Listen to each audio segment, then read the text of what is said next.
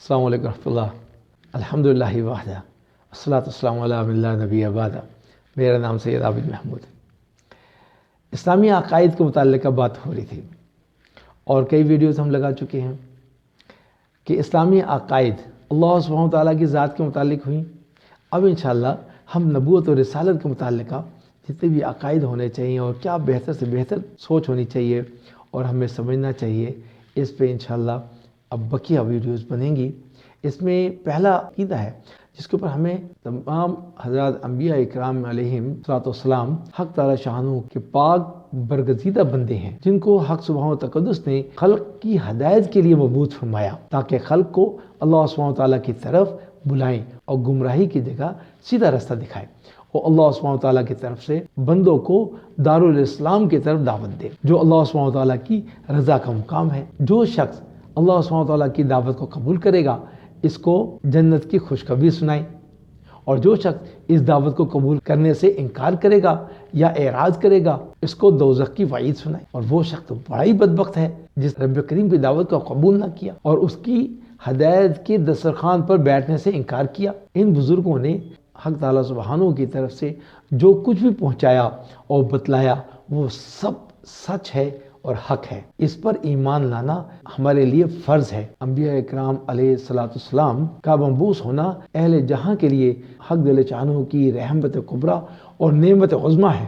اگر ان بزرگوں کا ذریعہ واسطہ نہ ہوتا تو ہم گمراہوں کو اس واجب جل مجدہ کی ذات و صفات کی طرف کون ہدایت فرماتا، اور ہمارے مولا جل شانہ کی مرضیات اور نامرضیات سے ہمیں کون آگاہ کرتا. ہماری ناقص اور بیمار عقلیں بغیر انبیاء اکرام کی شمع ہدایت اور نور نبوت کے معزول اور بیکار ہیں. حق جل شانہ کی مرضیات اور نامرضیات کے ادراک سے قاصر ہیں. ہمارے فہم اور ادراک بغیر انبیاء اکرام کے رہنمائی کے مخذول اور خوار ہیں. آنکھ کی روشنی تو جب ہی کام دیتی ہے کہ جب باہر سے ماہتاب اور آفتاب کی روشنی اس کی رہنمائی کرتی ہے. اسی طرح عقل کی روشنی بغیر آفتاب نبوت کی روشنی کے بیکار ہے. عقل بشرطے کہ سلیم الفطرت ہو، یعنی تندرست اور بیمار نہ ہو، منفی سوچ نہ رکھتی ہو، اندھی نہ ہو، صحیح و سالم ہو، لولی اور لنگڑی نہ ہو. یہ حجت ہے لیکن حجیت میں ناقص اور ناتمام ہے، مرتبہ بلوغ تک نہیں پہنچی. حجت بالغہ انبیاء اکرام کی بعثت سراپا ہدایت ہے جس پر آخرت کے دائمی عذاب اور ثواب کا دار و مدار ہے، اور جس سے بندوں پر حجت تمام ہوئی اور کسی کے لیے کوئی عذر کا کوئی موقع نہیں رہا. لوگوں کی عقلیں مختلف اور متفاوت ہیں. ایک کے ادراکات دوسرے کے ادراکات سے نہیں ملتے، ایک کی سوچ دوسرے کی سوچ سے نہیں ملتی. بڑے بڑے اقلاع ایک بات پر مختلف رائے رکھتے ہیں. اس لیے حق سبحانہ تقدس نے انبیاء علی نبینا علیہ السلام کو مبعوث فرمایا تاکہ تمام لوگ ایک طریق پر متفق ہو جائیں. اگر انبیاء مبعوث نہ ہوتے تو اختلاف آراء کی وجہ سے عجیب کشمکش پیش آتی. کوئی کسی طریقے سے عبادت کرتا، کوئی کسی طریقے سے عبادت کرتا، اور ہر ایک اپنے طریقے کو بہتر کہتا اور دوسرے کے طریقے کو غلط کہتا، اور نیک و بد میں کوئی امتیاز باقی نہ رہتا. ہر کافر اپنے کفر کو ہدایت بتاتا اور ایمان کی علامتیں بتاتا، اور ہر بدکار اور ظالم اپنی بدکاری اور ستم رانی کو عدل کہتا اور انصاف بتاتا. جیسا کہ آج کل کے شہوت پرست اور نفس کے بندے اپنی شہوت کو جذبات فطرت بتاتے ہیں، اور رشوت خور رشوت لینے کو اپنا حق خدمت بتاتے ہیں. اس لیے حق تعالی شانہ نے انبیاء اکرام کو مبعوث فرمایا تاکہ دینی اور دنیاوی امور میں لوگوں کو اللہ سبحانہ تعالیٰ کے احکامات اور ہدایات سے آگاہ کر سکیں. اور حق تعالی شانہ جب بندوں کا خالق اور منعم ہے تو عقلاً بندوں پر اس کا شکر واجب ہے، مگر چونکہ بندے کیفیت ادائے شکر سے واقف نہ تھے اس لیے پیغمبروں کے ذریعے سے اس کیفیت کو انسانوں میں علم کے ذریعے سے بتایا گیا اور مطلع فرمایا. حق تعالی شانہ کی لاکھوں اور کروڑوں رحمتیں اور برکتیں نازل ہوئیں حضرات انبیاء اکرام پر، جن کے ذریعے سے حق اور باطل میں، نیک اور بد میں فرق معلوم ہوا، عقل کے مقتضیات اور نفس کی شہوات کا فرق پتہ لگا. حضرات انبیاء اکرام متواتر طور پر مخلوقات کو اللہ سبحانہ تعالیٰ کی طرف دعوت دیتے رہے اور اسی کے وجود اور اسی کی صفات کمال کو دلائل اور براہین سے سمجھاتے رہے. یہاں تک کہ ان بزرگواروں کا بول بالا ہوا اور ان لوگوں پر اپنی جہالت منکشف ہوئی اور وجود ثانیہ کے قائل ہوئے اور اشیاء کو حق کی طرف منسوب کرنے لگے۔ خالق کی معرفت کی دولت حضرت انبیاء اکرام کے دسترخوان سے ملی اور حشر و نشر اور جنت و جہنم اور دائمی ثواب اور دائمی عذاب جن کے ادراک سے عقل قاصر ہے، ان چیزوں کا علم بھی حضرت انبیاء اکرام کی شریعت سے ہوا۔ جس طرح طور عقل طور حس سے بالاتر ہے کہ جو چیز حس ظاہر سے مدرک نہ ہو سکے عقل اس کا ادراک کر سکتی ہے، اسی طرح طور نبوت بھی طور عقل سے کہیں بالاتر اور برتر ہے کہ جو چیز عقل سے مدرک نہ ہو سکے وہ نبوت کے ذریعے سے ادراک میں آ سکتی ہے اور بذریعہ وحی کے معلوم ہو سکتی ہے۔ اولیاء اکرام کا الہام انوار نبوت سے مقتبس ہے اور انبیاء اکرام کی متابعت کی برکت کا نتیجہ ثمرہ ہے۔ اگر عالم غیب کی چیزوں کے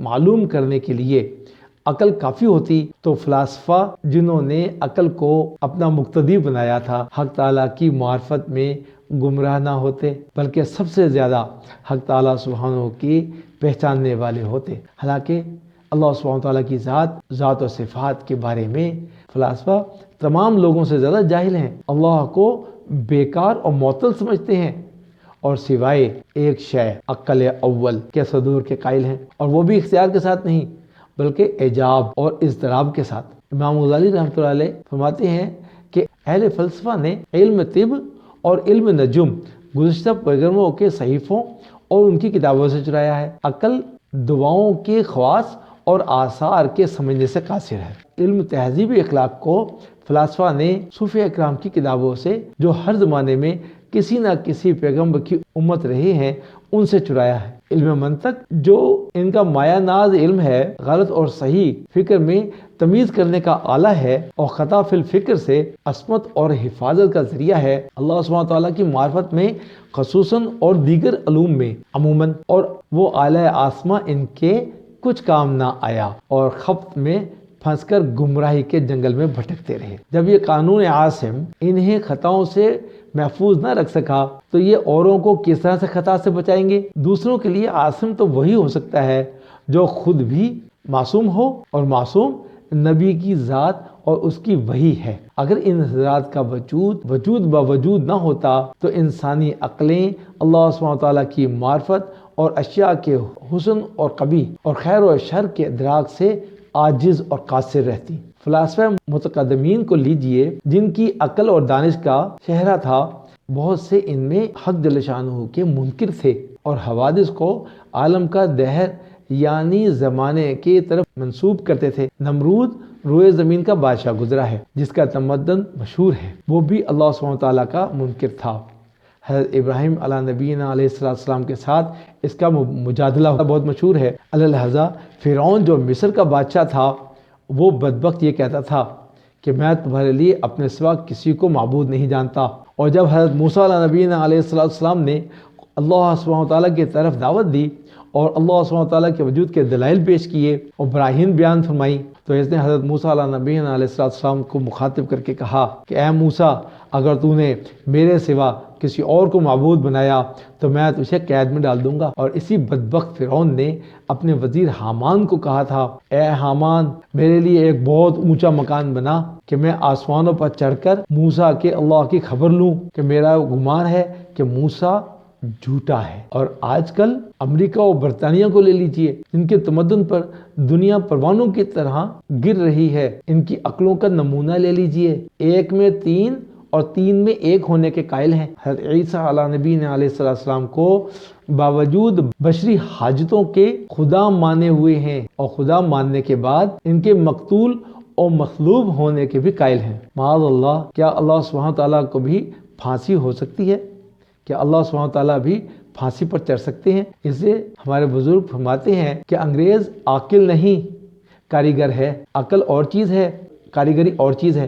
اگر مسلمان فرمانروا عیش و عشرت میں نہ پڑتے اور صنعت و حرفت میں اپنی توجہ دیتے تو انگریزوں سے کچھ کم نہ ہوتے۔ جس طرح اتباع بدن انسانی کا علاج کرتے ہیں، اسی طرح انبیاء مخلوق کی روحانی طبیب ہیں اور نفس انسانی کا معالجہ فرماتے ہیں، اور جس طرح معالجہ میں بعض بیماریوں کو جبر اور تشدد کی ضرورت اور زود و کوب کی نوبت آ جاتی ہے اور مار مار کر سختی کے ساتھ اس کو دوائی پلائی جاتی ہے، طبیب مریض کو بہت ہی مفید دوائی دینا چاہتا ہے، مگر مریض اس دوا کو سمجھتا اور اس کو پینے میں تعامل کرتا ہے، گھبراتا ہے، منہ موڑتا ہے اور اپنی بد پرہیزی کی عجیب تعبیریں کرتا ہے۔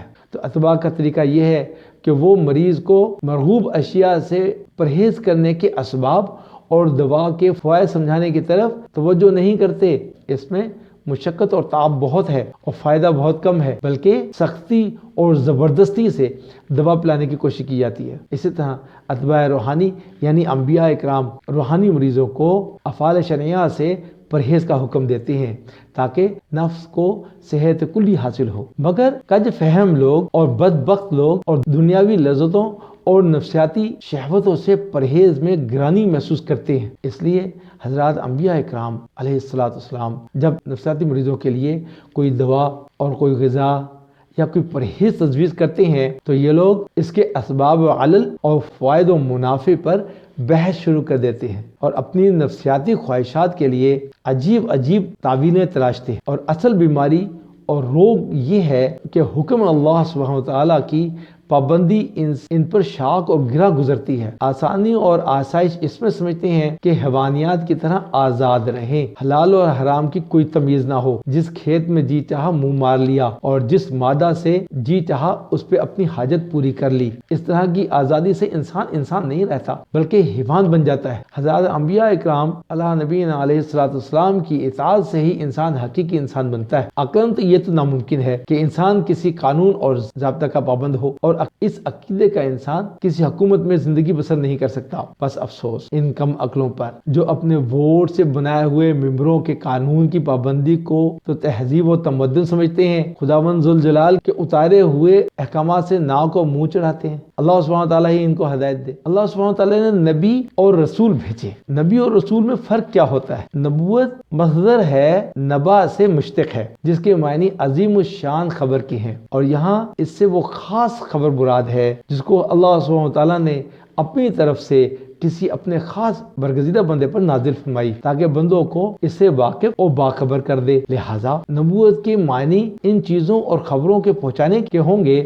جو حق تعالیٰ سبحانہ کی طرف سے برگزیدہ شخص کو پہنچی ہیں، اور اس برگزیدہ شخص کو کہ جو خدا سبحانہ تعالیٰ کی دی ہوئی خبروں کو بندوں تک پہنچائے نبی کہتے ہیں۔ اور بعض علماء تو یوں کہتے ہیں کہ نبوت کے معنی ارتفاع اور بلندی کے ہیں، چونکہ نبی کو من جانب اللہ ایسے بلند علوم اور معارف عطا ہوتے ہیں کہ جہاں تک بڑے بڑے اخلاقی عقلیں نہ پہنچ سکیں، اور ان کو ایسا عالی اور بلند منصب، مرتبہ اور مقام عطا فرماتے ہیں جو کہ اوروں کو عطا نہیں کرتے، اس لیے ان کو نبی کہتے ہیں۔ اور رسول رسالت سے مشتق ہے۔ رسالت کے معنی اللہ سبحانہ تعالیٰ اور ذی عقل مخلوق کے درمیان سفارت کے ہیں، اور اللہ سبحانہ تعالیٰ اور بندوں کے درمیان جو سفیر ہو اس کو رسول کہتے ہیں۔ تو اگر بات یہ رہی کہ نبی اور رسول میں فرق کیا ہے، تو بعض علماء کے نزدیک تو نبی اور رسول ایک ہیں، لیکن صحیح یہ ہے کہ رسول کا مرتبہ نبی سے بڑھ کر ہے۔ اس لیے بعض احادیث میں انبیاء کی تعداد 1 لاکھ سے بھی زیادہ آئی ہے اور رسولوں کی تعداد 313 معلوم ہوئی ہے۔ تو اس سے یہ معلوم ہوا کہ رسول خاص ہیں اور نبی عام ہیں۔ ہر رسول نبی بھی ہوتا ہے اور ہر نبی کا رسول ہونا کوئی ضروری نہیں۔ اس لیے محققین نے